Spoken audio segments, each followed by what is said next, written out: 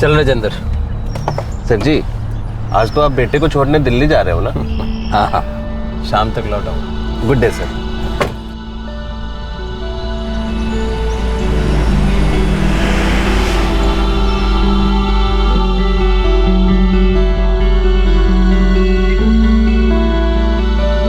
इस बार तू ऑस्ट्रेलिया से दुबला होके आया ना, मैं तेरे से बात ही नहीं करूँ। माँ काम करता हूँ, पूरा वक्त खाते थोड़ी ना रहूंगा। अरे काम का मतलब ये थोड़ी ना होता है कि अपनी सेहत का ही ध्यान ना रखे। ये ले।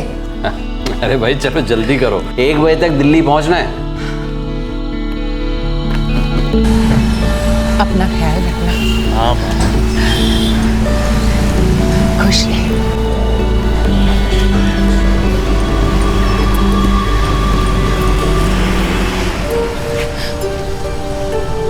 माँ, भैया 2 साल बाद हमेशा के लिए वापस आ जाएंगे। जल्दी नहीं आ सकता।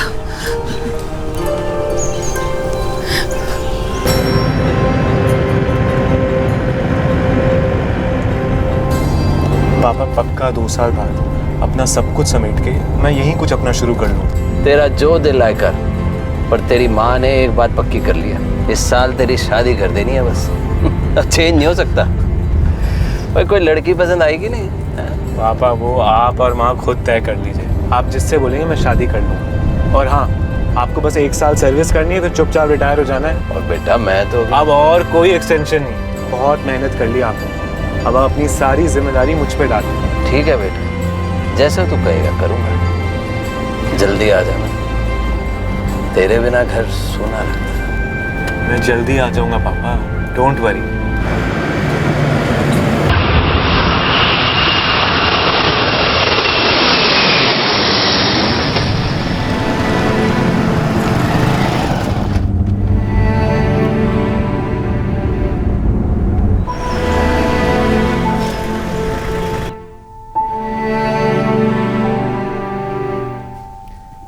आप तो आज जाने वाले नहीं थे ना?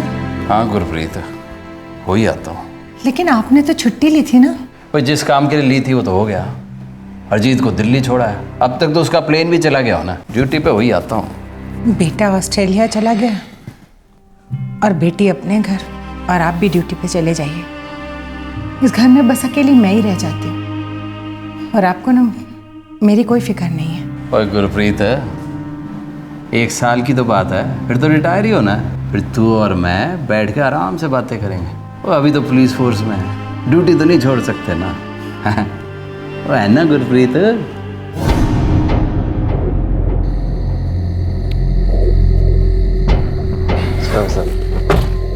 सर जी, मुझे लगा कि छुट्टी ली है तो नहीं आएंगे आज। और राजेंद्र, तू अब मत शुरू हो जा गुरप्रीत की तरह। हाँ चल गाड़ी चला। एक ईमानदार इंस्पेक्टर जर्नैल सिंह, जिनके रिटायर होने में सिर्फ 1 साल बाकी था। जून 2013 का दिन उनके लिए बहुत इमोशनल था, क्योंकि वो अपने बेटे को दिल्ली छोड़ने गए थे, जो कि ऑस्ट्रेलिया जा रहा था, और शाम तक वो चंडीगढ़ वापस लौट आए। ड्यूटी के पक्के जर्नैल सिंह छुट्टी पर होने के बावजूद नाइट पेट्रोलिंग के लिए तैनात थे। कोई नहीं जानता था कि यह रात कितनी मुश्किल होने वाली थी। सर जी, पूरे करियर में आपने एक दिन भी छुट्टी ली होगी? याद नहीं अब। मुझे तो लगता है एक दिन भी नहीं ली होगी। हाँ, बेटी की शादी में ली थी, और भी ली होगी कभी कभार।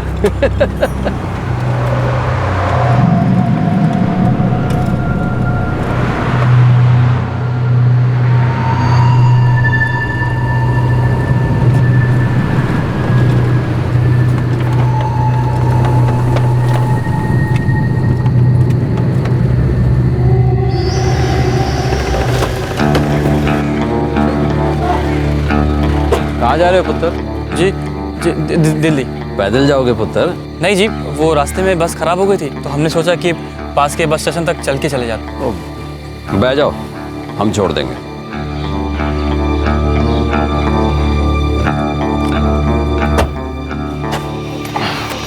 बैठ जा।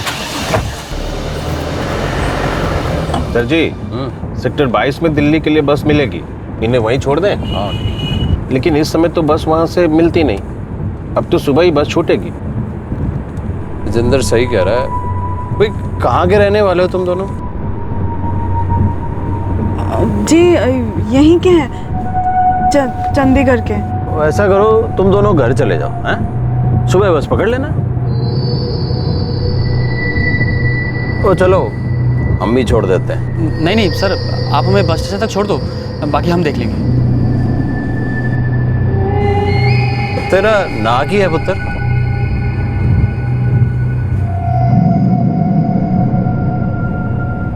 तेरा ना की है? सर बड़ी मेहरबानी होगी आपकी अगर आप हमें बस स्टेशन तक छोड़ दो। सर बाकी हम देख लेंगे, आप चिंता ना करो। घर से भाग गया हो क्या? ना नाम बता रहे हो ना पता। देखो मेरा शक बढ़ता जा रहा है पुत्र, और कुछ नहीं। सर हमारे घर वाले हमारी शादी से खुश नहीं हैं। अगर हम लौट गए तो वो हमको मार डालेंगे। कुछ नहीं कहेंगे, मैं हूं तुम्हारे साथ। चलो बताओ कहाँ के रहने वाले हो, बोलो। राजेंद्र, थाने ले चल गड्डी। जी सर जी। सर प्लीज सर ये रख लो और हमें बस स्टेशन तक छोड़ दो।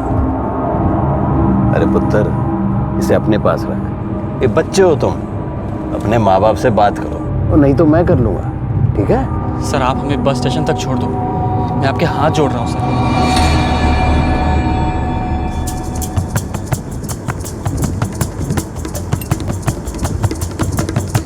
Constable Rajendra, constable Rajendra. Sir sector 20 के इंटरसेप्टर 4 से कॉल था। वहाँ जरूर कोई गड़बड़ है साहब, वहाँ से कोई जवाब नहीं मिल रहा और कांस्टेबल राजेंद्र से बात नहीं हो पा रही है। चलो देखते हैं, क्विक।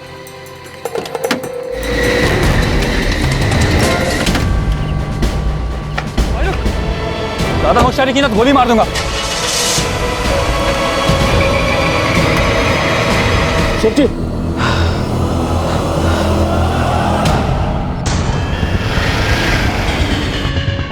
हम क्या करें?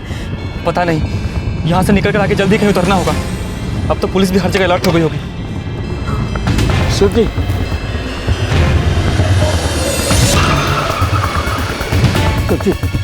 सेफ्टी। क्या हुआ? कैसे हुई? कांस्टेबल रवि था, सर जी पे अटैक करके गाड़ी लेके भाग गया। जल्दी हॉस्पिटल ले चलो। चलो सभी इंटरसेप्टर्स अलर्ट पे रहें। कांस्टेबल रवि इंटरसेप्टर 4 लेकर सेक्टर 20 से भागा है। सभी सेक्टर रोड्स ब्लॉक कर दो। आई रिपीट, सभी सेक्टर रोड्स ब्लॉक कर दो।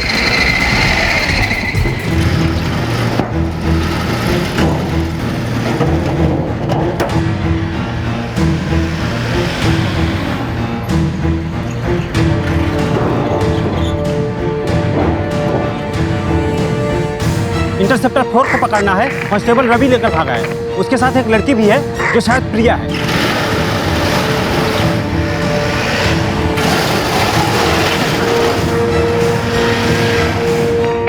इंटरसेप्टर 4 को रोकना है, इंटरसेप्टर 4 को रोकना है। बहुत जल्दी ये लोग हमें घेर लेंगे। हमें ये गाड़ी छोड़ कहीं भागना होगा। क्या बच के निकलने का कोई भी रास्ता है?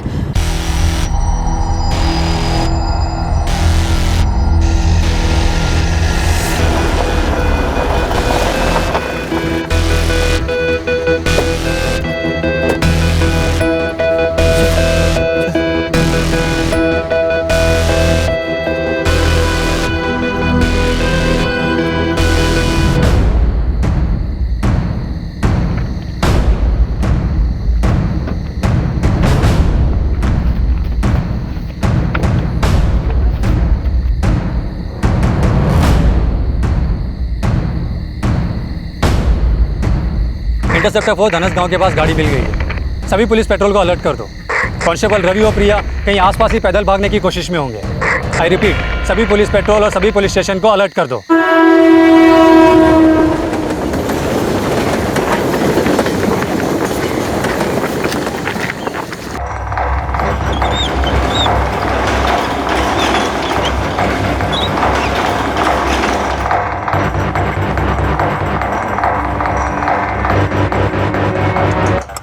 सर वो रोड के किनारे किनारे चल रहे थे। जनरल सर ने उनके मदद के लिए गाड़ी रुकवाई थी, पर सर वो पूरे रास्ते ठीक ठीक जवाब नहीं दे रहे थे सर। तभी जनरल सर ने पहचान लिया कि वो कांस्टेबल रवि है सर। क्या हुआ इनको? देखिए इमरजेंसी है, सर अंदर एडमिट है। पर हुआ क्या है पापा को? किसी ने उन पे हमला किया। मैं उससे मिल सकती हूँ? मुझे अंदर जाना। देखिए मैम, इमरजेंसी है, थोड़ा धीरज रखिए। पर आखिर ये तो बताइए हुआ क्या है पापा को? एक कपल था, सर ने उनकी मदद करने की कोशिश की लेकिन उन्होंने जर्नैल सर पे हमला कर दिया।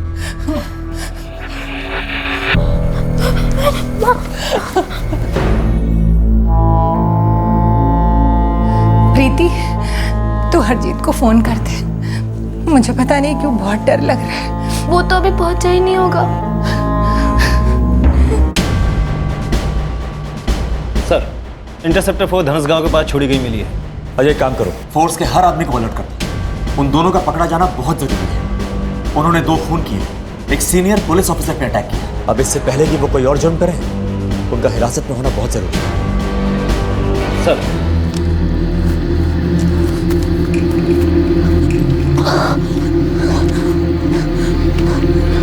हमें बीच में ही कोई ना कोई ट्रांसपोर्ट लेकर आगे चलना होगा। अब तक तो हर जगह अलर्ट भी हो गया।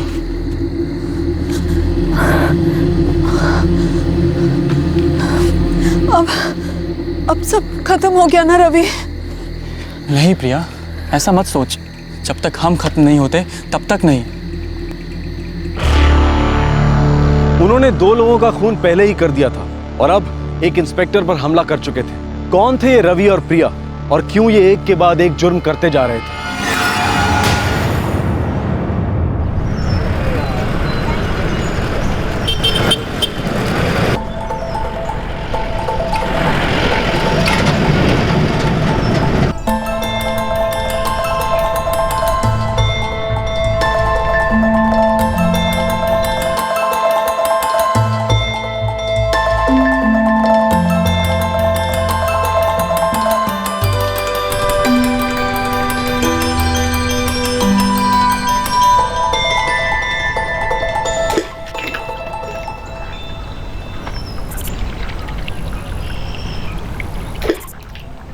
अच्छा, तो तू मेडिकल एग्जाम के बाद चंडीगढ़ जाकर पुलिस की नौकरी पे लग जाएगा?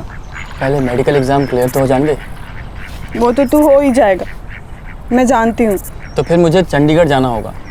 और फिर तू वहाँ जाकर वापस नहीं आएगा, मुझे भी भूल जाएगा, है ना? क्यों? तेरे लिए वापस आऊंगा ना। लेकिन डर लगता है रवि, अगर तू नहीं आया तो? तेरे बिना मैं जीने की सोच भी नहीं सकता पगली।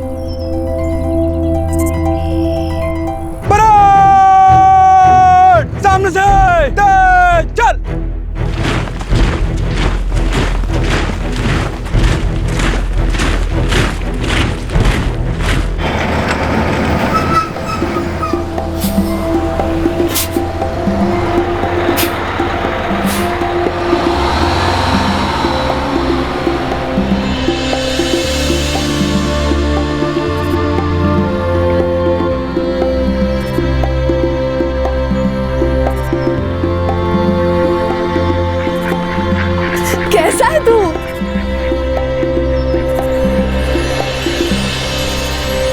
जानती है अभी तक घर भी नहीं गया, सबसे पहले तेरे से मिलने आया हूँ। मैं तो चाहती हूँ कि रोज सुबह तू मेरी सूरत देखे और मैं तेरी। अभी ट्रेनिंग हुई है, पहले पोस्टिंग हो जाने दे, उसके बाद जॉब में थोड़ा जम जाऊँ, फिर घर आकर तेरे बाबूजी से तेरा हाथ मांगूंगा। अच्छा जी, कहीं देर ना हो जाए रवि, तो जानता है मैं कितनी सोनी हूँ, कोई और ले जाए ना तो मुझे मत कहना। अच्छा, इतनी जल्दी है तो कर ले किसी और शादी। कर लो। नहीं।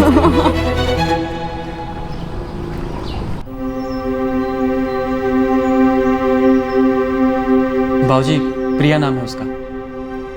प्रिया? ये सुमेश जी की बेटी? हाँ बाबूजी। अरे वो तो तुम्हारे साथ स्कूल में पढ़ती थी ना? जी भैया। बचपन से चल रहा है क्या? ठीक है नरेश, तू एक काम कर, लड़की वालों के घर जाके उनसे बात कर, अगर वो लोग राजी हैं और सब ठीक ठाक है तो बात कर लेते हैं। जी बाबूजी। क्यों भाई, कब से चल रहा था ये सब कुछ? हमें तो मालूम ही नहीं पड़ा। बोलो ना रवि। पागल हो गया क्या तू? पता नहीं था कि क्या मतलब है? सच में बाबूजी मुझे नहीं पता था। अब तो पता चल गया ना, अब भूल जा तू उसे। हम तेरे लिए दूसरी लड़की ढूंढ देंगे। माँ, मैं प्रिया से प्यार करता हूँ, उसी से शादी करूंगा, चाहे जो भी हो जाए। रवि होश में आओ, ये शादी नहीं हो सकती। अरे वो लोग भी नहीं मानेंगे और हम भी नहीं मानेंगे। अरे कुछ समझाओ इस बेवकूफ को। वो बहन लगती है इसकी। ये सब बकवास है बाबूजी, ऐसे कोई बहन नहीं हो जाती है। और अगर गोत्र एक है तो क्या भाई बहन हो गए? देख तू ज्यादा बकवास ना कर, एक गोत्र है हम लोगों का और एक गोत्र में शादी नहीं हो सकती। बाबूजी मैं नहीं मानता इन सब बातों को, मैं प्रिया से प्यार करता हूँ बस। रवि, एक ही गोत्र का मतलब होता है एक ही कुल, और एक ही कुल में शादी की बात को सोचना भी पाप है। माँ भाड़ में जाइए गोत्र वोत्र, प्रिया मेरी बहन नहीं है, मैं उससे प्यार करता हूँ। और ये कुल और गोत्र न जाने कौन से जमाने की बातें हैं, मैं नहीं मानता इन सब बातों को। हाँ, और समाज तो जो कहेगा बाद में कहेगा, सबसे पहले ये तेरा बाप ये शादी होने नहीं देगा। अरे तूने इसे सोचा भी कैसे? सोचा ही कहाँ बाबूजी, वो तो बस हो गया और मैं गांव समाज किसी की परवाह नहीं करता।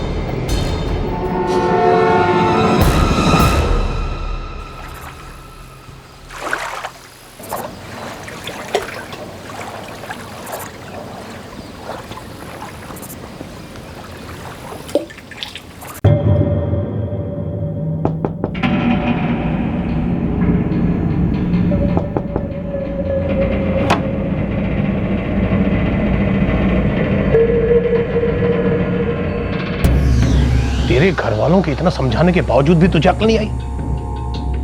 फिर भी तेरी इतनी हिम्मत कि तुम उठाए चलाए मेरी बेटी का हाथ मांगने? चाचा जी, बाबूजी तो समझ नहीं रहे, आप तो समझो, हम दोनों प्यार करते हैं एक दूसरे से, फिर ये कुल और गोत्र कहां से आ गया बीच में? काश किसी ने ध्यान दिया होता जब तुम दोनों के बीच ऐसा पाप जन्म ले रहा था, तभी कुचल देते तो आज ये नौबत नहीं आती। तू चला जाए यहाँ से, ये शादी नहीं हो सकती, आज नहीं और कभी भी नहीं। और अगर आज के बाद तूने इस चौखट पर पांव भी रखा तो याद रखना कि रवि, कान खोलकर सुन ले तू, आज के बाद तेरा इस लड़के से कोई रिश्ता नहीं है। इतने लाड़ प्यार से पाला पोसा तुझे इसलिए कि तू इस तरह से हमें शर्मिंदा करे? इससे पहले कि कोई ऊंच नीच हो जाए, भूल जा इस लड़के को। दोनों परिवार शादी के लिए राजी नहीं होने वाले थे, ये तय था। और रवि और प्रिया एक दूसरे के बिना जी नहीं सकते थे। वो एक दूसरे से प्यार करते थे और बरसों पुरानी उस सोच को मानने को तैयार ही नहीं थे जिसके तहत एक ही गोत्र का लड़का और लड़की एक दूसरे के भाई बहन होते हैं।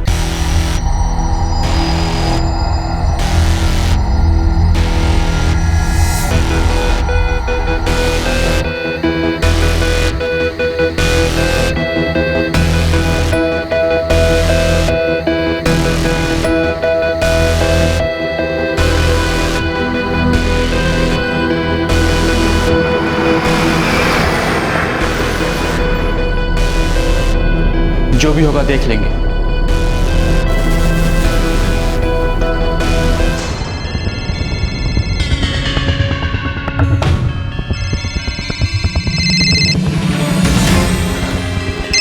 सुनील, फोन तो घर में है। सब कुछ तय करके भागी है वो। भाई साहब, गलती हो गई। पता चलते ही उसकी शादी करवा देनी चाहिए थी। बाबूजी ये देखिए, रवि अपना फोन लेकर नहीं गया। तुझे पता ही नहीं चला वो कब गया? नहीं बाबूजी, मैंने तो सोचा भी नहीं था कि वो इस तरह भाग जाएगा।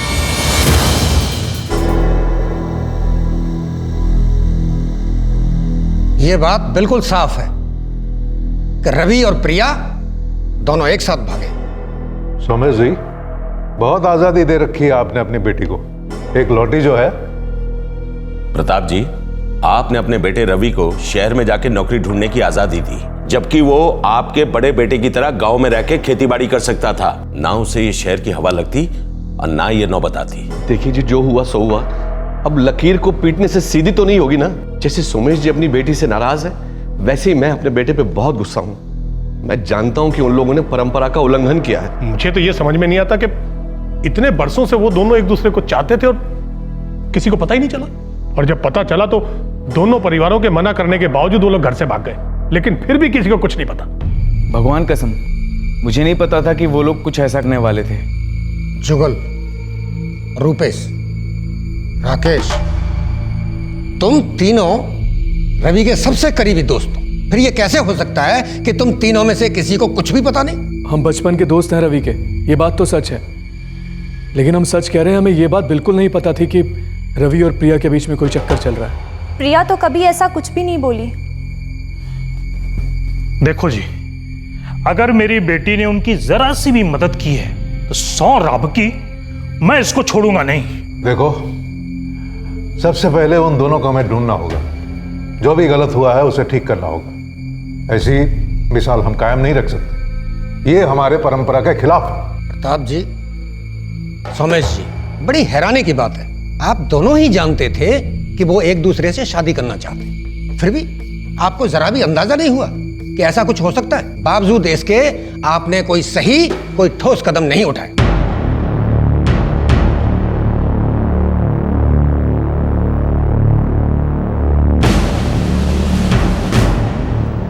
पंचायत इस बात को बिल्कुल बर्दाश्त नहीं कर सकती। आज एक घर में हुआ है, कल 2 घरों में होगा, फिर 3 घरों में होगा। लेकिन फिलहाल यह करना है कि रवि और प्रिया को ढूंढना और उन्हें वापस लाना। और इस काम में पूरा गांव आपकी मदद करेगा। क्योंकि ये बात साफ है कि इन दोनों परिवारों को सब कुछ पता था, फिर भी इन्होंने कोई सही कदम नहीं उठाया। इसलिए पंचायत ये फैसला लेती है कि आज के बाद इन दोनों परिवारों का हुक्का पानी बंद, कोई नाता नहीं रखेगा इनसे तब तक जब तक लड़का और लड़की दोनों वापस नहीं आ जाते, और जो गलत हुआ है वो सही नहीं हो जाता।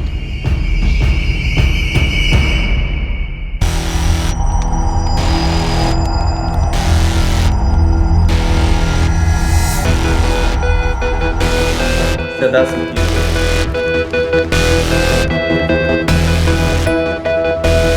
या तो हमारे घर वाले हमारे रिश्ते को स्वीकार करेंगे या फिर हम कभी घर नहीं लौटेंगे।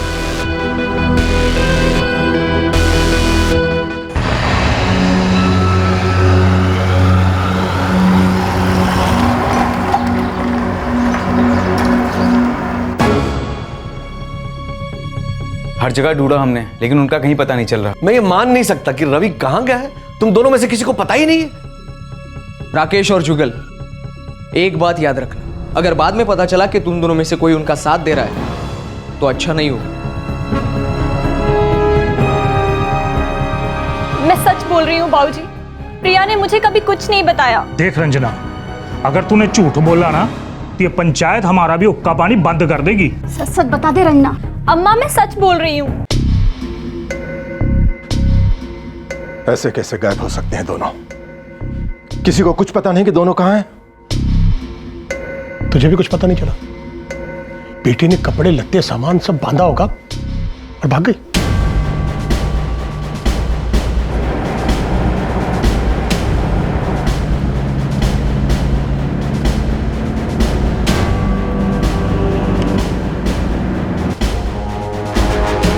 नहीं, कांस्टेबल रवि ने ड्यूटी पर रिपोर्ट नहीं किया। वो छुट्टी पे गया था लेकिन वापस नहीं आया। हम कल तक इंतजार करेंगे, नहीं तो उसको बिना इन्फॉर्म किए ड्यूटी पे नहीं आने के लिए सस्पेंड कर। ओम गणपते नमो नमः। ओम गणाधिपते नमो नमः।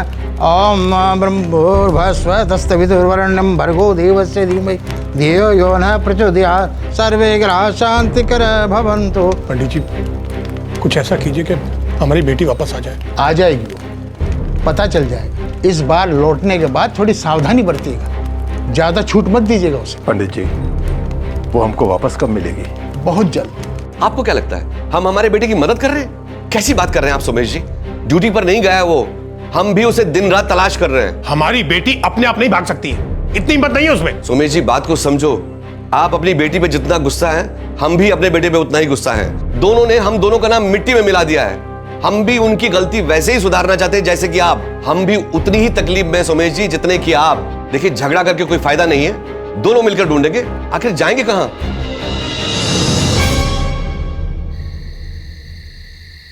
अबे गधे, उल्लू के पट्टे, साले सबको मरवाएगा राकेश। मुझे क्या पता था यार, पंगा पड़ जाएगा। साले तुझे पता नहीं था? और जब पता चला कि बवाल हो गया तो मुंह क्यों नहीं खोला? डर गया था मैं। मुझे लगा कि मैं सब कुछ बताऊंगा तो वो सब लोग उल्टा मुझ पर ही झपटेंगे। तू अभी जा और रवि के बाप को सब कुछ बता दे। तुम भी चलो ना मेरे साथ। नहीं, तू अकेले जा। हाँ, मैं भी नहीं आऊँगा। साले दोस्त हो तुम मेरे। बात अब दोस्ती की नहीं है राकेश, गाँव की है, और वो तू ही है जिसने सच छुपाया है। हाँ, वैसे भी हमें कुछ पता नहीं था, अब तूने बताया तो मालूम चला। अब या तो तू जाके सबको सच सच बता दे, या फिर मैं जाके बताता हूँ सबको कि तुझे सब कुछ पता है।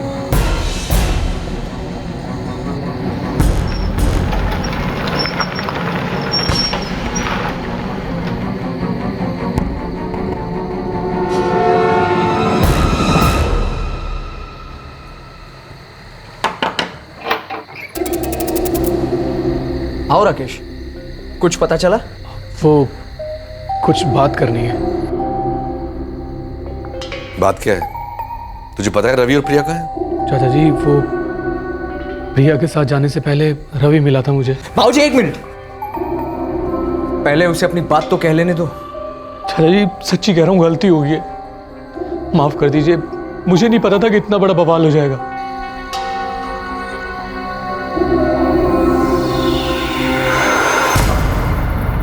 है क्या?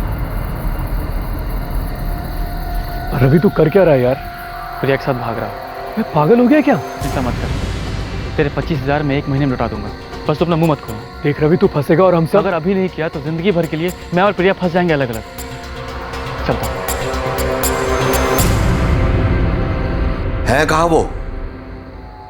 राकेश बता, कहाँ हैं वो लोग? वो अंबाला में है। वो चाचा जी, वो शादी कर लिया उन्होंने।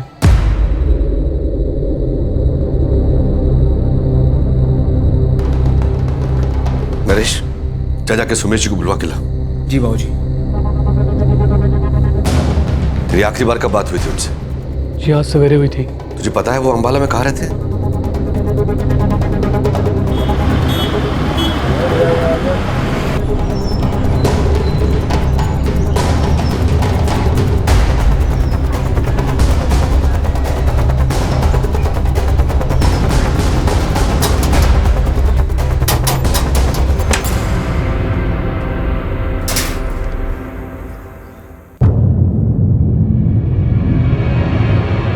तो सच कह रहा है? साले इतनी दूर क्या मजाक करने आऊंगा? तो क्या कहती है? हो सकता है मान गए हो। अरे हो सकता है नहीं, हो गया है। भरोसा नहीं है तुझे मुझ पर? मैंने बता दिया उन लोगों को कि तुम दोनों ने शादी कर ली है।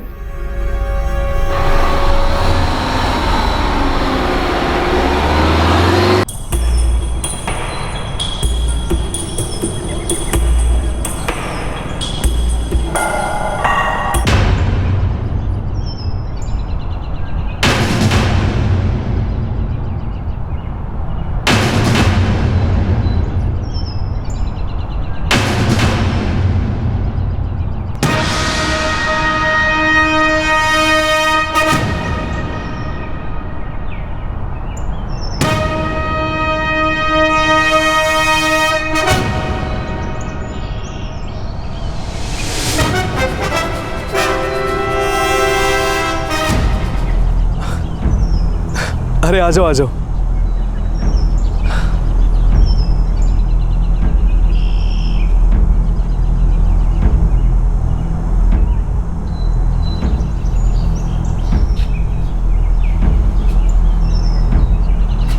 अब ये लोग वापस आ ही गए हैं। जो गलती इन्होंने की है उसे सुधार लो, ठीक है? चलिए।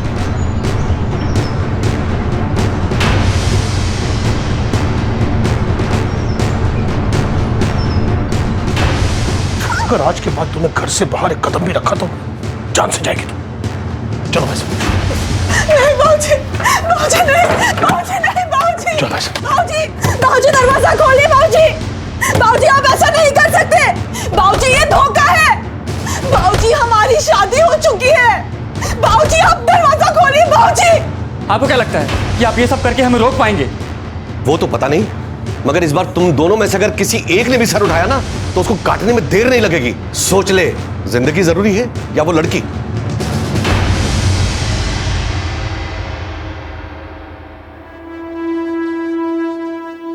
लड़के पे लगाम कसना मुश्किल है। एक काम करो, लड़की की शादी करवा दो और कहीं दूर करवा दो ताकि इन दोनों को आपस में मिलने का मौका ही ना मिले। और जब तक लड़की की शादी न हो जाए उसे बिल्कुल घर से बाहर मत जाने दो।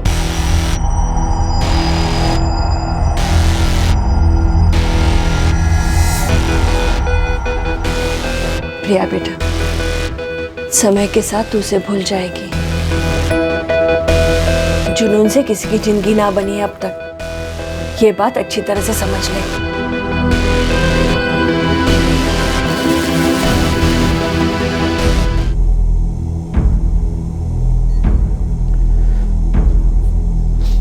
उस लड़की को भूल जा और ड्यूटी पे जाना शुरू कर। देख, इस तरह दुखी रहने से या गुस्सा करने से कुछ नहीं होगा। ये होना लिखा ही नहीं था।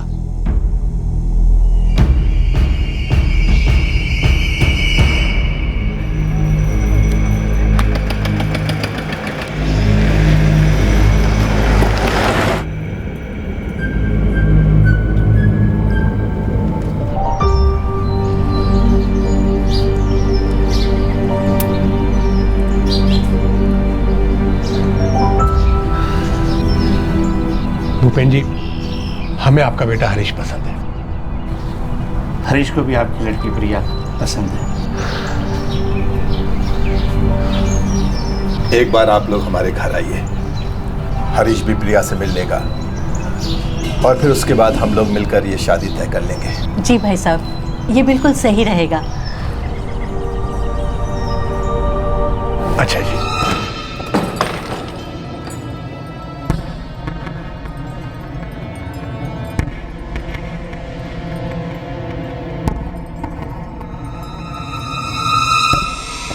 ये कोर्ट के पेपर्स नहीं है। मुझसे बिना पूछे, बिना मेरी मर्जी के आप लोग ये नहीं कर सकते। तू रवि से रिश्ता तोड़ रही है, चुपचाप इस कागज पर दस्तखत कर दे, और नहीं करना तो मत कर। वैसे भी तुम्हारी शादी की कोर्ट में रजिस्ट्री नहीं हुई है, इससे कोई फर्क भी नहीं पड़ता है। हरीश अच्छा लड़का है, वो लोग परसों तुझे देखने आ रहे हैं। देख, इस शादी में तेरी भी भलाई है प्रिया, सीधे सीधे हाँ कर दे। अगर बगावत करेगी तो जान से जाएगी तू।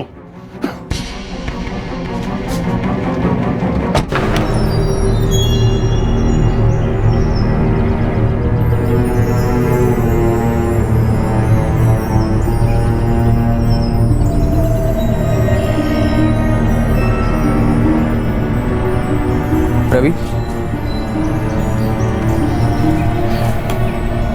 देख, प्रिया ने शादी के लिए हाँ कर दी है। देख, अब तू भी होश में है और नए सिरे से शुरुआत कर।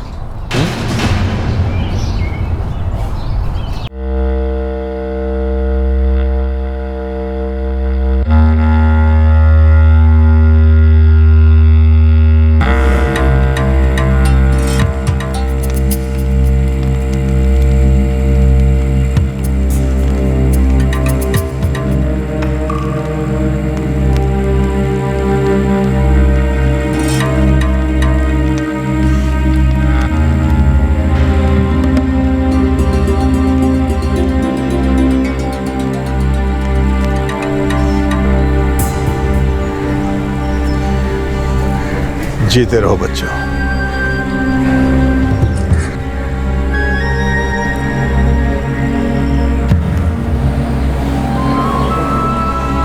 खुश रहे।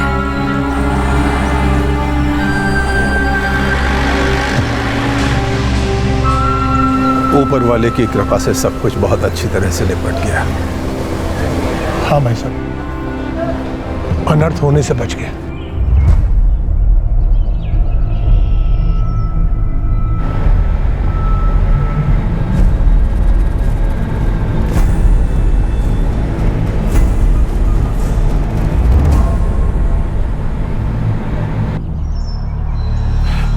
सामान पूरा रख दिया ना?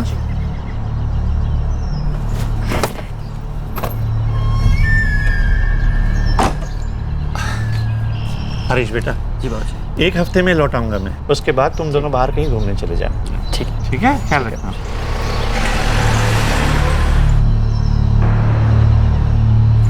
हरीश बेटा, बाहर कहीं बाद में चले जाना, पहले प्रिया को लेकर आसपास कहीं घुमाने ले जाओ। अकेला महसूस करती होगी ना? ऐसा कुछ नहीं है बुआ, उसकी तबीयत कुछ ठीक नहीं है, वो बता रही थी।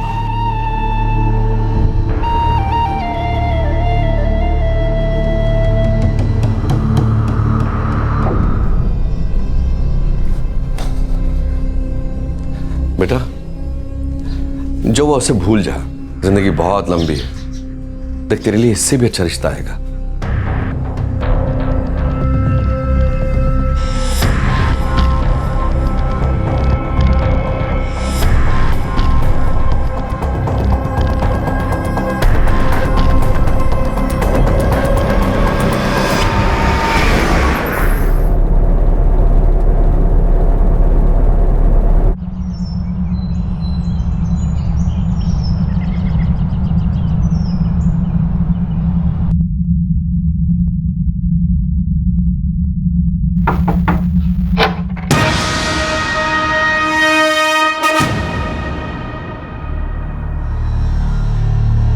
कैसी है तू? ठीक हो, तू अंदर आ।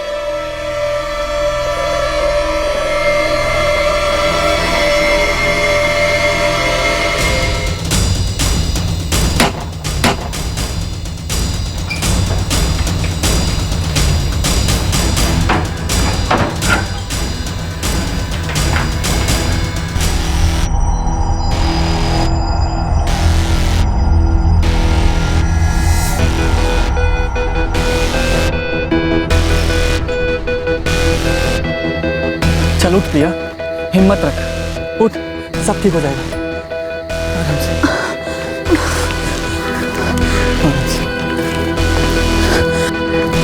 थोड़ी देर का रास्ता हो जाएगा, बस तो हिम्मत रख।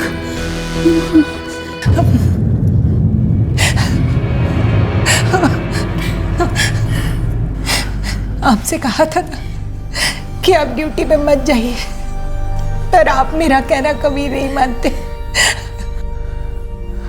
गुरप्रीत, ड्यूटी तो ड्यूटी है, उससे क्या बचना। जो आज हुआ वो कल भी हो सकता था।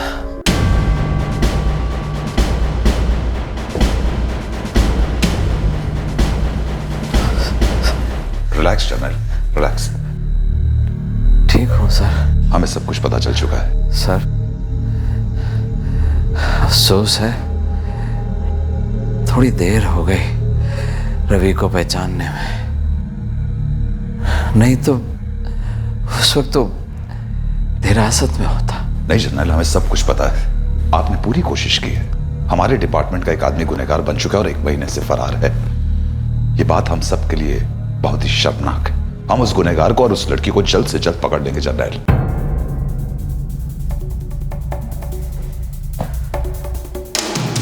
पापा, पापा, पापा, पापा। डॉक्टर को बुलाओ क्विकली।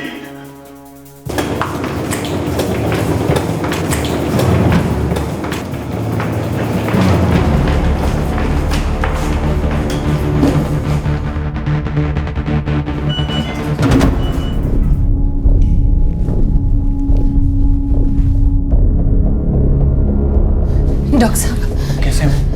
डॉक्टर साहब, मैं मिल सकती हूँ उनसे? हमने बहुत कोशिश की, मतलब? हम उन्हें बचा नहीं पाए।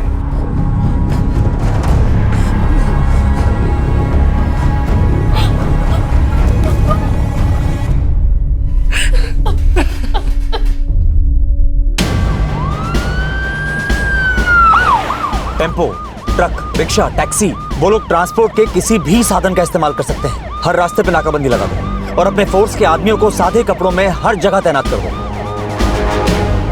सर, हाँ, जनरल सर अब नहीं रहे। तीसरा खून, इससे पहले कि वो दोनों कोई और जुर्म करें, उन्हें रोकना होगा।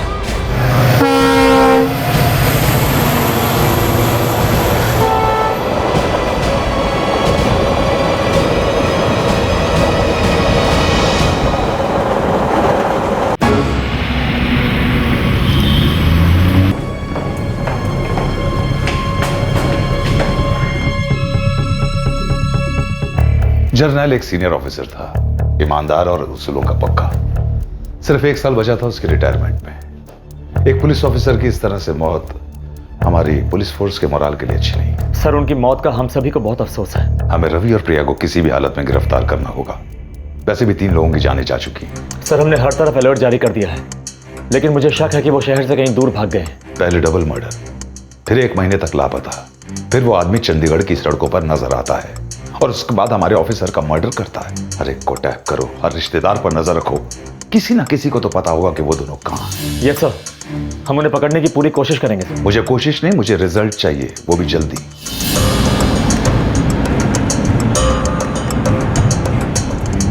सर, प्रिया की एक दोस्त है रंजना, उससे पूछताछ करें। सर, प्रिया ने पिछली बार उसी की मदद ली थी। पर दोबारा उसकी मदद लेंगे वो दोनों? सिर्फ 1 महीना पहले ही रवि ने प्रिया के पति हरीश और उसकी मां सुमित्रा की हत्या की थी और हरीश की बुआ को भी बुरी तरह से जख्मी किया। लेकिन रवि को कैसे पता चला कि प्रिया की शादी किससे और कहां हुई थी और वो हरीश के घर पहुंचा कैसे?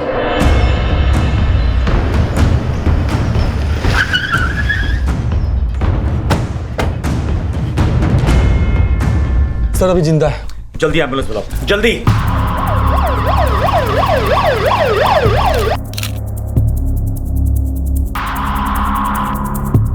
साहब, गोली की आवाज सुनी तभी मैं यहाँ भागा आया। मैं यही पास में ही रहता हूँ। किसी ने गोली चलाने वाले को देखा? नहीं साहब, किसी को देखा नहीं। साहब, घर की बहू प्रिया घर में नहीं है। 1 हफ्ता पहले हरीश के साथ प्रिया की शादी हुई थी। साहब, कुछ लोगों ने प्रिया के साथ एक लड़के को जाते हुए देखा था। सुना है वो लड़का प्रिया के गांव का ही है।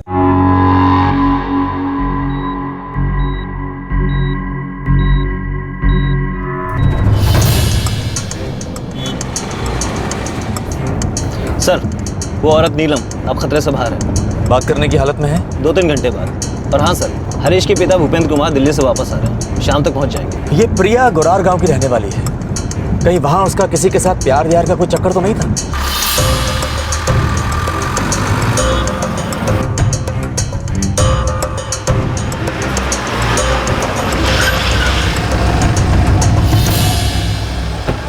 नहीं, ऐसा हो ही नहीं सकता। लेकिन ऐसा हो गया है।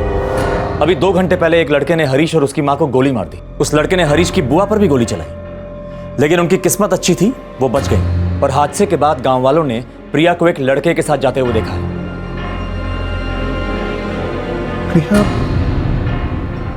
ऐसा कैसे कर सकती है?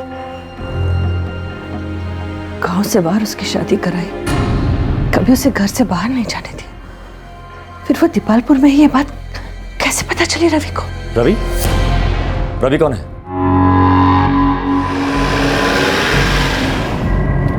सर, ये रवि एक पुलिस कांस्टेबल है। चंडीगढ़ में पोस्टिंग थी उसकी। छुट्टी पर गया, फिर ड्यूटी पर रिपोर्ट ही नहीं किया, इसलिए उसको सस्पेंड कर दिया गया। ये कोई पुराना चक्कर लगता है। अजय, एक काम करो, गांव वालों से पता करो कि आखिर इन दोनों की कहानी है क्या। सर,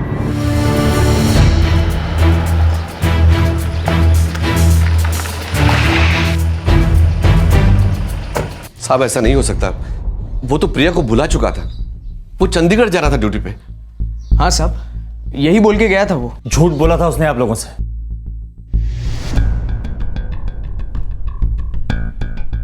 साहब, उसको घर लेके आने के बाद वो एक बार भी प्रिया से नहीं मिला। वापस लेके आए मतलब? रवि का नंबर क्या है?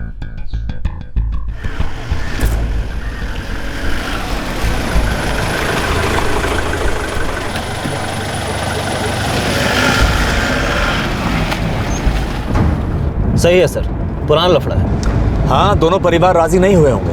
हाँ सर, वही पुराना गोत्र का मामला। परिवार और पंचायत के हिसाब से दोनों भाई बहन थे, इसीलिए सबने विरोध किया। और फिर रवि और प्रिया ने भागकर शादी भी कर ली सर। फिर वापस क्यों है? सर, रवि का एक पुराना दोस्त जिसने रवि और प्रिया को भागने में उनकी मदद की थी, वही उन दोनों को वापस गाँव में लेकर आया और फिर गाँव वालों ने उन दोनों को अलग कर दिया। और मुझे पता चला है कि रवि को पता चले बिना प्रिया की शादी हरीश नाम के लड़के से करवा दी गई थी, वो भी गाँव से बहुत दूर। पर मुझे लगता है कि रवि को इस बारे में सब कुछ मालूम था। पर कैसे? सर, रवि के कुछ दोस्त हैं, उनमें से एक ने पिछली बार उनकी भागने में मदद की थी। हो सकता है उनमें से किसी ने बताया हो। बुलाओ सबको। और ये लो, ये रवि का मोबाइल नंबर है, इसे ट्रैकिंग पे डाल दो, पता तो चले आखिर रवि की मदद कर कौन रहा है।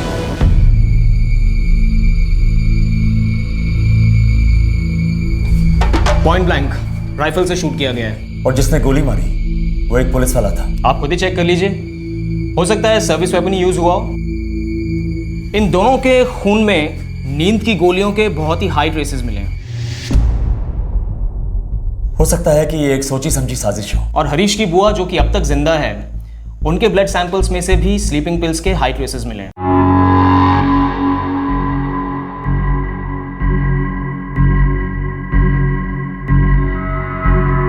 जी हाँ, नीलम जी के खून में स्लीपिंग पिल्स के ट्रेसेस मिले हैं। बात हो सकती है उनसे? हाँ, अब वो बोलने की कंडीशन में है।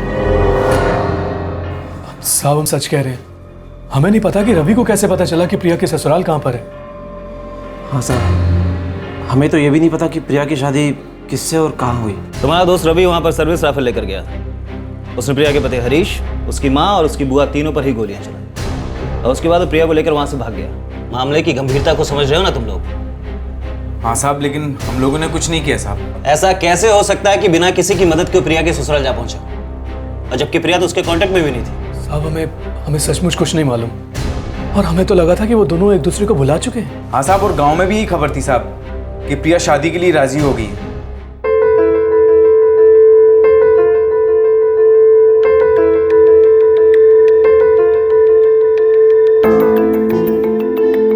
हम बड़ों के बीच में बैठे रहोगे तुम दोनों तो एक दूसरे से बात भी नहीं कर पाओगे।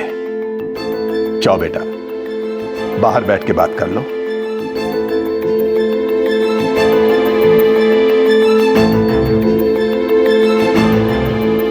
जोड़ी अच्छी लग रही है दोनों की। जी हाँ सोमेश, प्रिया भी बहुत खुश लग रही है। रवि को सबने यही समझाया साहब कि प्रिया अपनी मर्जी से शादी कर रही है, और ये सुन के वो काफी टूट चुका था, बहुत दुखी था साहब वो। हाँ सर, और हमें लगा कि उसने सच मान लिया।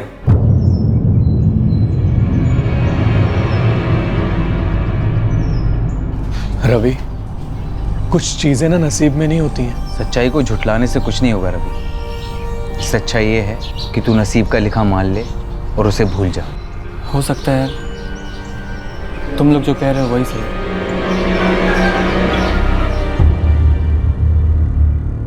हमें कुछ नहीं पता सर। हमें नहीं पता था कि प्रिया का किसी रवि नाम के आदमी के साथ कोई प्यार व्यार का चक्कर था। उस दिन जब मैं बाहर आई तो देखा भाभी खून से लथपथ थी और प्रिया उस लड़के के साथ सामने खड़ी थी। मैं कुछ बोलूं उससे पहले ही उसने मुझ पर गोली चला दी। आपके खून में नींद की गोलियों के अंश पाए गए हैं, हरीश और सुमित्रा के खून में भी। अब ये तो नामुमकिन सी बात है कि 3 लोगों ने एक ही साथ नींद की गोलियां खा ली।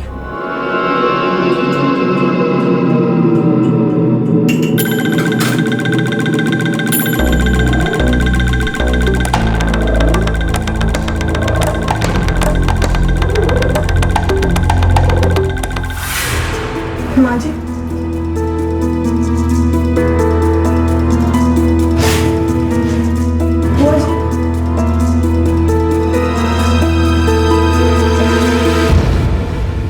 पता नहीं सर, पर क्या सच में प्रिया ने ये सब कुछ किया है? क्या सुबह की चाय में उसी ने दवाई मिलाई थी?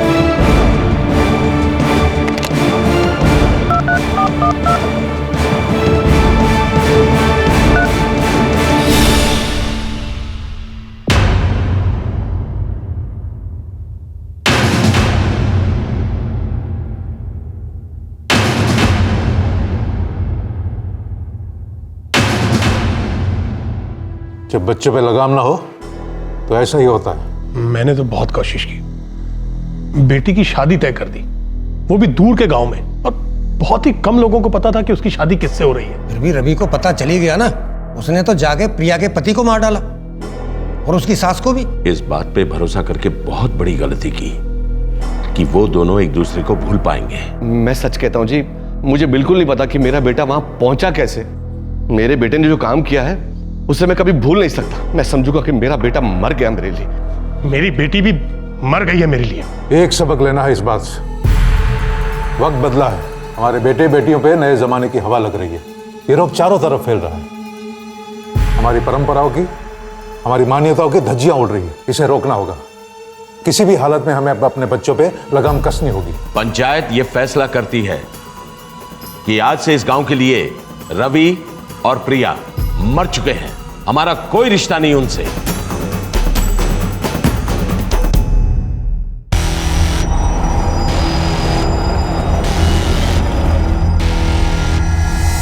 रवि, ऐसे कब तक भागते रहेंगे?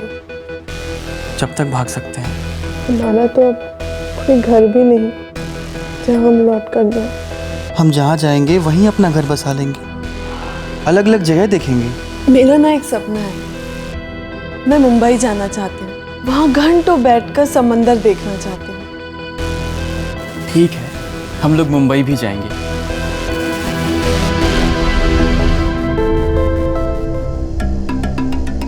सर, रवि का सेल फोन 4 मई से ही बंद है, जब वो घर से निकला था।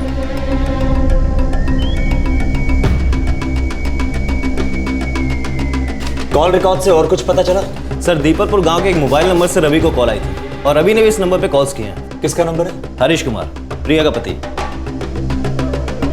हरीश तो रवि से बात करेगा नहीं, वो तो रवि को जानता भी नहीं होगा। प्रिया ने ही हरीश के फोन से रवि से बात की होगी। सर, एक और बात, 26 अप्रैल को प्रिया की शादी हुई थी। पर ये देखिए सर, ये एक कॉल है जो रवि को 25 तारीख को गुरार गांव के एक नंबर से आया था। और सर, ये नंबर किसी परमजीत सिंह का है। परमजीत सिंह कौन है?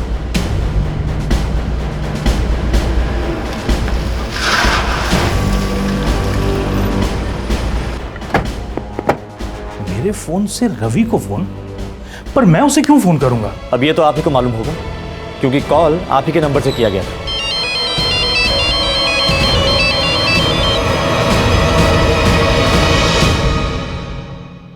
रंजना, तूने 25 अप्रैल को मेरे फोन से किसी को फोन किया था? प्रिया की शादी से एक दिन पहले। सच सच बता रंजना। बाबूजी, मुझे नहीं पता था कि ऐसा कुछ हो जाएगा। रंजना, तुम प्रिया की शादी का जोड़ा देख लो, तब तक मैं तुम दोनों के लिए चाय लेकर आती हूँ। कितनी अच्छी ड्रेस है ना प्रिया। एक एहसान करेगी मुझ पर? क्या? मुझे एक फोन करना है। पर मेरे पास फोन नहीं है प्रिया। एक काम करते हैं, मैं तुझे तेरे घर के बाहर तक छोड़ने आती हूँ, तू जल्दी से अपने बाबूजी का फोन लेकर आ जाना। पर क्यों? मुझे बस एक बार रवि से बात करनी है रंजना। प्रिया, अगर किसी को पता चल गया ना तो तेरे बाबूजी तेरी जान ले लेंगे और मेरे बाबूजी मेरी। बस एक आखिरी बार रंजना, कल मेरी शादी है, उसके बाद तो शायद मैं जिंदगी भर उससे मिल भी नहीं पाऊंगी। एक आखिरी बार मैं उससे बात करना चाहती हूँ।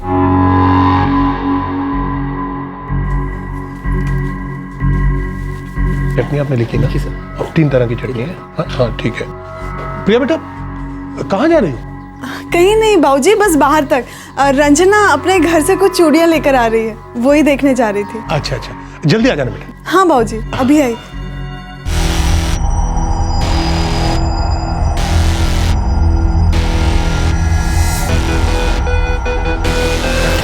ये ले, जल्दी कर, बाबूजी सो रहे हैं, उनके जागने से पहले ही फोन हमें रखना है। हाँ, अभी आई। प्रिया, जल्दी कर।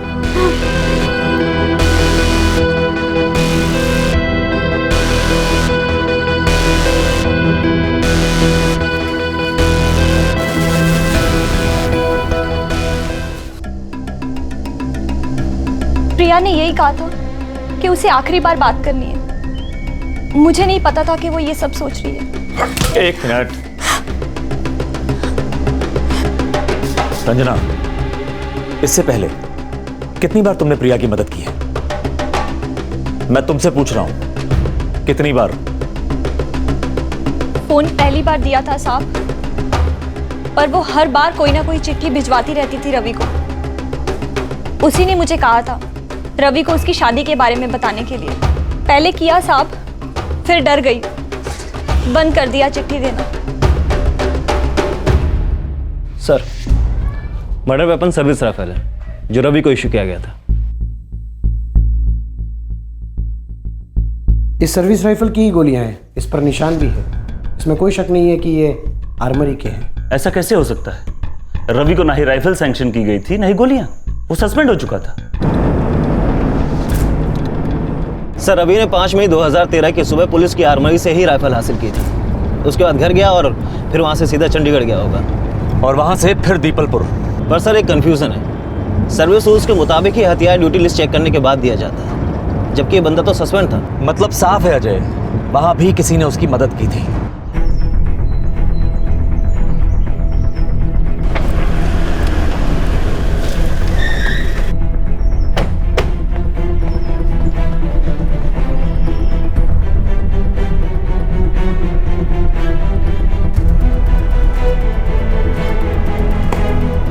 कांस्टेबल मनिंदर सिंह, रवि सस्पेंडेड था, ये बात तुम पहले से जानते थे। इसके बावजूद तुमने उसे कार्बाइन और राइफल इशू कर दी।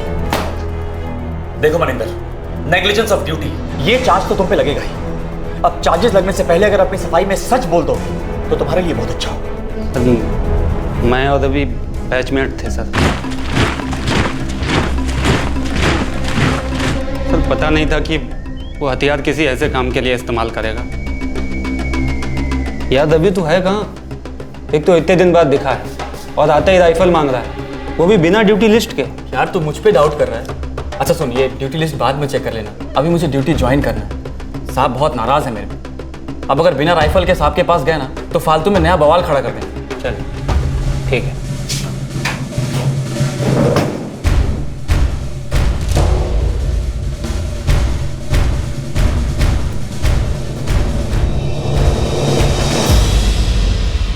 थैंक्स यार। मिलना, गायब मत हो जाना।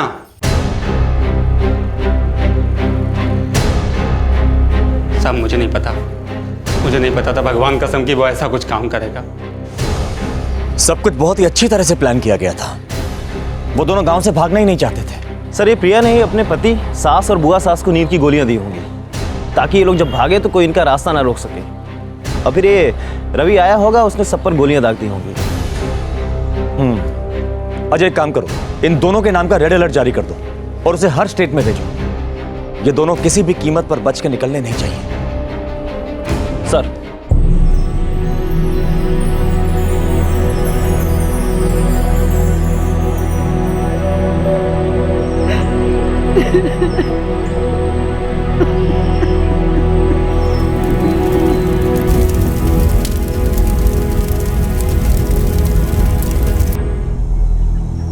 गलती हो गई भूपेंद्र जी। ये गलती नहीं है सोमेश जी, आपने गुनाह किया।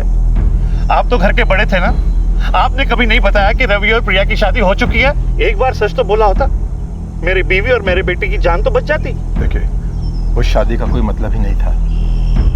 हम सब ने तो उस शादी को मानने से ही इनकार कर दिया था। लेकिन वो तो मानते थे। रवि ने मेरे बेटे और मेरी बीवी को मार डाला और उसमें आपकी बेटी भी शामिल थी। आपने अपने खुदगर्जी में मेरे परिवार को तहस नहस करके रख दिया।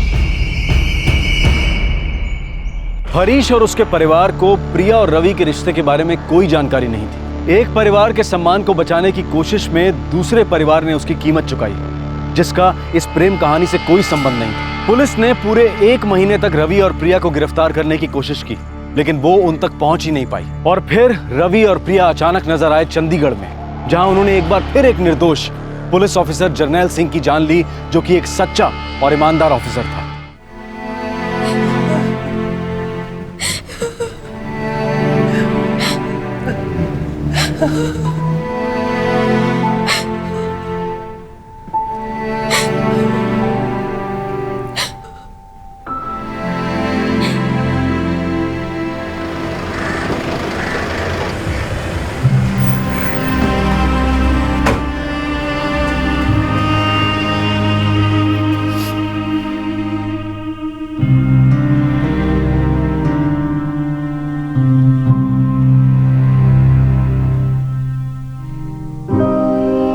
आपको बस 1 साल सर्विस करनी है तो चुपचाप रिटायर हो जाना है। और बेटा मैं तो अब और कोई एक्सटेंशन नहीं, अब अपनी सारी जिम्मेदारी मुझ पे डाल। ठीक है बेटा, जैसा तू कहेगा करूंगा।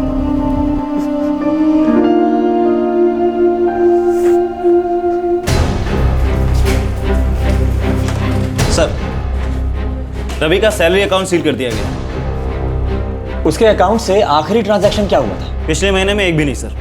हाँ, उसने मई में 2 लाख रुपए का लोन जरूर लिया था, शायद भागने की साजिश करने से पहले। किसी रिश्तेदार से कोई खबर? उसके बाप भाई सब पे नजर है सर। उसकी एक बुआ भी है सर, चंडीगढ़ में रहती है, उस पर भी नजर है। Good afternoon sir. क्या प्रोग्रेस है राजेश? सर, हमने रवि के हर रिश्तेदार को ट्रैकिंग पे डाल दिया है। फिर भी कुछ पता नहीं चला? अभी नहीं सर, लेकिन आप भरोसा रखिए, हम बहुत जल्द उन्हें ढूंढ लेंगे। तरीका कोई भी हो, कोई फर्क नहीं पड़ता। मुझे वो दोनों अपनी हिरासत में चाहिए। Is that clear? जी सर।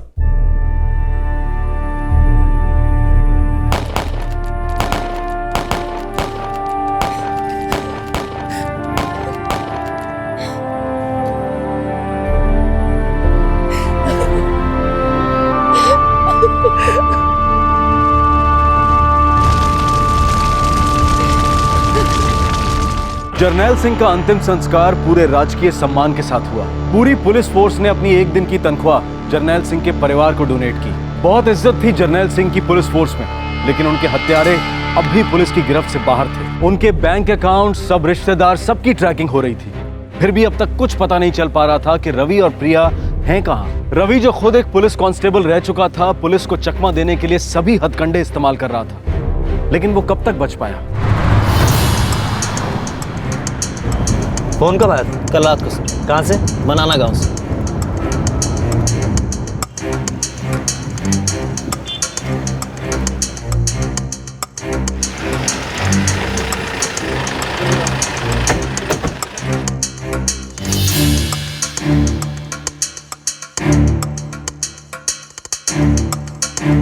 याद नहीं साहब। ऐसे कितने लोग आते हैं रोज तेरी दुकान पर जो तू उन दोनों को पहचान नहीं पा रहा है?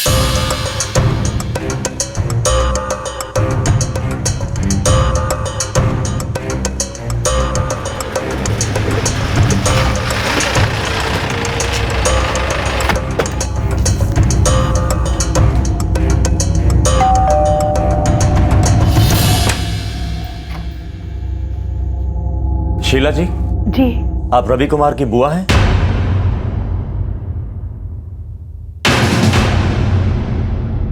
कल रात को 9:30 बजे रवि ने मनाना गांव से आपको फोन किया था।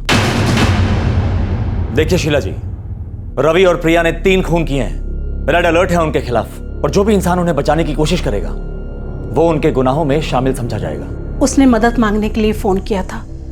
उसे पैसे चाहिए थे, पर मैंने मना कर दिया।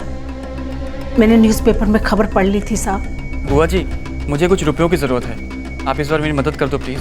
रवि, मैंने जो अखबार में पढ़ा, क्या वो सच है?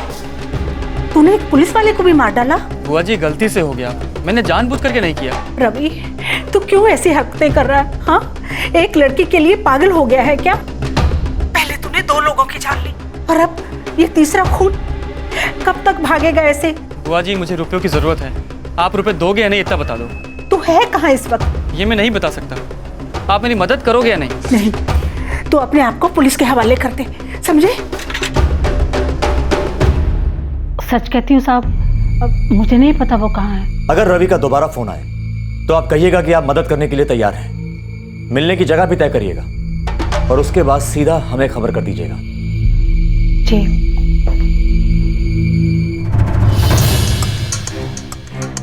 देखिए शीला जी, रवि जितनी जल्दी गिरफ्तार होगा उसके लिए उतना ही अच्छा है। 3 खून किए हैं उसने, समझ रही है ना आप? सर, ऐसा लगता है कि वो लोग मनाना गांव से निकल चुके हैं। देखते हैं कहां तक भागते हैं। उनके पैसे तो खत्म होने को हैं, वो ज्यादा दूर नहीं जा सकते।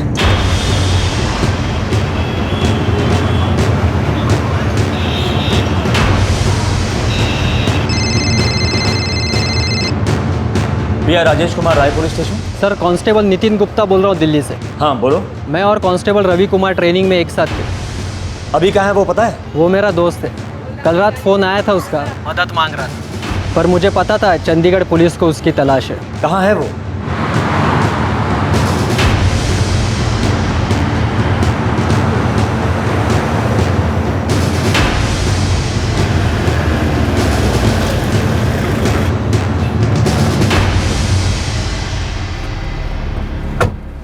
अब भी वही है? हाँ सर, मैंने उनके लिए रहने की जगह बुक की थी।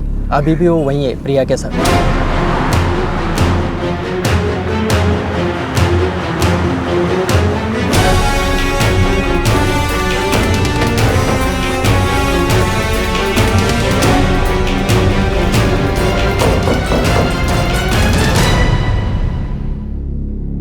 कौन है?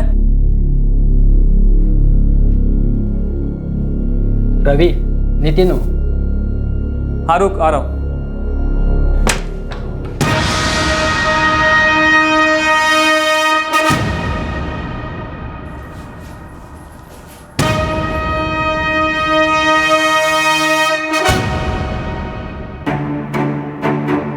तेरी कोई गलती नहीं नितिन, एक ना एक दिन तो ये होना ही था, और वैसे भी हम इसके लिए तैयार थे।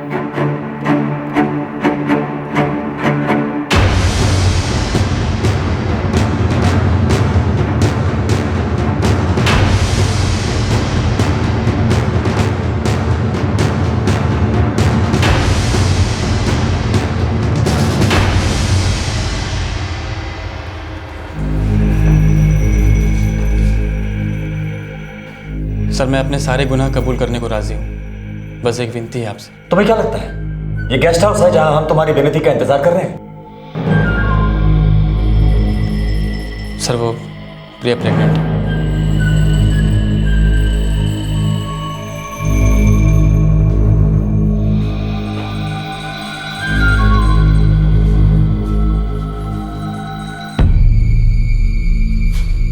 सर, हरीश और उसकी माँ को मैंने ही मारा था, उसकी बुआ को भी गोली मैंने मारी। सब सोची समझी साजिश थी, है ना? जी सर। शादी करने को हाँ कह दे, अभी बागी बनेंगे तो तेरी भी जान जाएगी और मेरी भी। तू हाँ कर ले, फिर मैं कोई ना कोई रास्ता ढूंढूंगा। सर, हमने सबसे बड़ी गलती की अपने दोस्त राकेश की बात पर भरोसा करके और गांव आके। वापस ही नहीं आना चाहिए था। सर, आप ही बताओ ना, क्या मतलब होता है इन गोत्र वोत्र का? ये दकियानूसी ख्याल। हम नहीं मानते थे सर इन सब बातों को, फिर हम पर ज़बरदस्ती क्यों? उन लोगों ने हमें धोखा दिया, चाल चली, तो फिर हमने भी चाल चली। हेलो रवि, रवि कल मेरी शादी है। हाँ हाँ पता है, तो चुपचाप शादी कर ले। तू पागल तो नहीं हो गया? हमारी शादी हो चुकी है। अरे देख प्रिया, समझदारी से काम ले। ऐसे दिखाना होगा कि मुझे कुछ नहीं पता और तू भी राजी है। शादी कर और पति के घर चले जा। उसके 2-4 दिन के बाद आकर मैं तुझे वहां से ले आऊंगा। और फिर? और फिर क्या? फिर हम दोनों हमेशा के लिए साथ रहेंगे, समझी?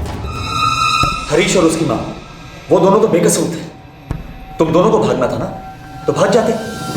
तुम तो पहले भी भाग चुके हो, फिर उन दोनों को मारने की क्या जरूरत थी? पता नहीं साहब, सच में कुछ नहीं पता। हमें अपनी जिंदगी जीने की इजाजत नहीं मिल रही थी, मजबूर किया जा रहा था। उस वक्त कुछ सोचा नहीं कि क्या सही और क्या गलत। जो ठीक लगा वो कर दिया।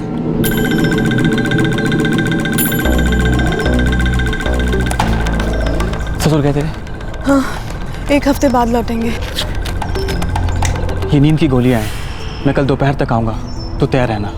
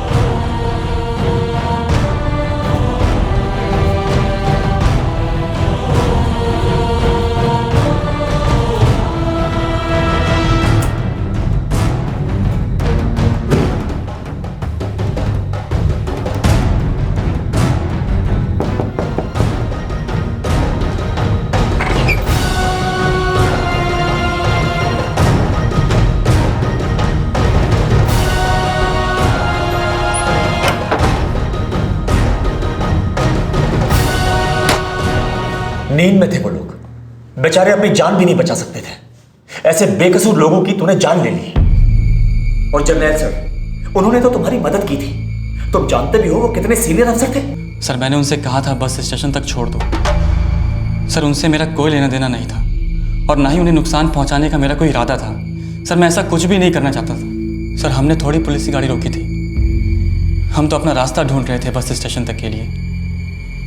हम तो भाग जाना चाहते थे सर, इस शहर से दूर, हमेशा के लिए। 3-3 लोगों की जानें लेकर तुम कितनी दूर जा सकते थे? सर हमें मालूम था कि हम ज़्यादा दूर तक नहीं जा सकते। हमने जब पहला जुर्म किया था तभी मालूम पड़ गया था कि हम बचेंगे भी नहीं। सर आप ही बताइए, जो रिवाज कानून को मंजूर नहीं है, देश के संविधान के हिसाब से जायज़ नहीं है, ऐसे दकियानूसी रिवाजों का राज अभी क्यों है हमारे समाज में? और इसी सोच को हम अपनी संस्कृति और परंपरा कहते हैं। सर ऐसी सोच के साथ हम जिंदगी नहीं जी सकते।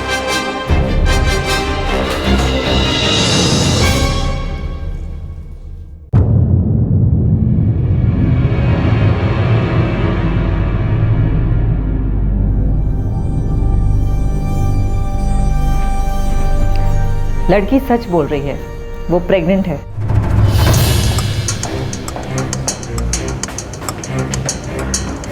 सर हमने वो सर्विस राइफल और कार्बाइन हासिल कर ली है जिससे हरीश और उसकी मां का खून हुआ था। और सर वो लड़की प्रिया प्रेग्नेंट है। एक काम करो, लड़की को जो मेडिकल हेल्प चाहिए उसे दे दो और जल्द से जल्द उन दोनों के खिलाफ चार्जशीट फाइल करो। Yes sir.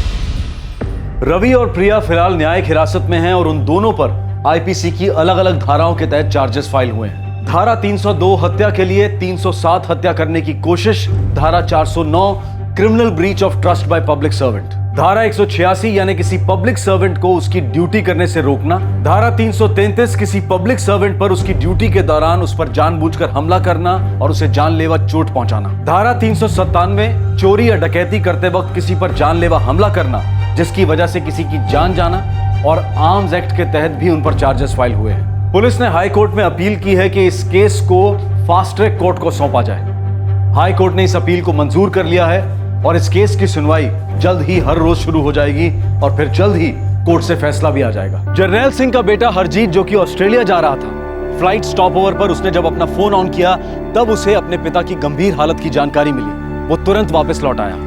रवि और प्रिया को अपने किए की सजा जरूर मिलेगी, इसमें कोई शक नहीं, लेकिन उनकी प्रेम कहानी पीछे कुछ सवाल छोड़ जाती है, जिसने 3 निर्दोष लोगों की जान ली। क्या यह जुर्म रोका नहीं जा सकता था? क्यों इसकी दस्तक को सुनकर भी अनसुना कर दिया गया? हमारी सामाजिक मान्यताएं, हमारी परंपराओं की एक ऐसी गुलामी है कि उसके सामने इंसान की, उसकी जिंदगी की, उसके जज्बात की कोई कीमत नहीं। जो लोग सत्ता में हैं, क्या वो ऐसी दकियानूसी मान्यताओं के खिलाफ कोई ठोस कदम नहीं उठा सकते? जुर्म को रोकने के लिए कानून का पालन करने में क्या हम ज्यादा संवेदनशीलता नहीं दिखा सकते हैं, बजाय इस बात पर शोर करने के कि जुर्म कैसे हुआ और उसे कैसे दिखाया गया? जिन लोगों पर कानून की रक्षा करने की जिम्मेदारी है, वो ऐसे परंपरावादी लोगों की रक्षा क्यों करते हैं? क्यों नहीं लग सकती रोक ऐसी पंचायतों पर? अगर प्रशासन सामाजिक मान्यताओं पर, रूढ़ियों पर प्रतिबंध नहीं लगा सकता, जिनकी वजह से कई जाने जाती हैं, तो फिर हम क्या बात करें अपराध पर नियंत्रण की? हमारे राजनेता, चाहे वो किसी भी पक्ष के हों, जिन्हें हम अपने वोट से सत्ता के गलियारे में भेजते हैं, वो ऐसी रूढ़ियों के खिलाफ कार्रवाई करने की बजाय खामोश रहना पसंद करते हैं। जिन्हें आवाज उठानी है वही अगर खामोश रहें, तो हम किस प्रशासन की बात कर रहे हैं? किससे उम्मीद कर रहे हैं हम? आपसे फिर मुलाकात होगी क्राइम पेट्रोल दस्तक में एक और नए केस के साथ। तब तक अपना ख्याल रखें, सुरक्षित रहें और याद रखें, एक बेहतर और स्वतंत्र समाज को बनाने के लिए हमें रूढ़िवादी दकियानूसी परंपराओं से ऊपर उठना होगा। जय। इस तरह के और भी एपिसोड देखने के लिए हमारे चैनल को सब्सक्राइब करें और बेल आइकन दबाना ना भूलें।